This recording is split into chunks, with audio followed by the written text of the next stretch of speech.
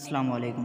اسیر ریجن اور ریاض میں جھگڑے میں شامل غیر ملکیوں سمیت 9 افراد گرفتار۔ سعودی عرب کے اسیر ریجن اور ریاض میں پولیس نے ایک عوامی مقام پر جھگڑے میں شامل غیر ملکیوں سمیت 9 افراد کو گرفتار کیا ہے۔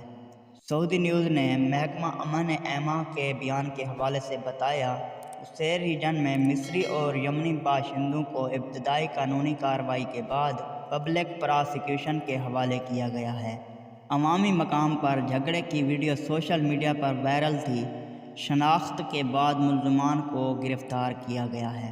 جھگڑے کی ویڈیو سوشل میڈیا پر شیئر کرنے والے شخص نے سائبر کرائمز کی روک تھام کے قانون کی خلاف ورزی کی۔ علاوہ ازیں ریاض پولیس کے کرمنل انویسٹیگیشن ڈپارٹمنٹ نے عوامی مقام پر جھگڑے میں ملوث 2 افراد کو گرفتار کیا ہے۔ اس جھگڑے کی ویڈیو سوشل میڈیا پر شیئر کرنے والوں کو بھی تلاش کیا جا رہا ہے۔ ان کے خلاف قانونی کارروائی کی جائے گی۔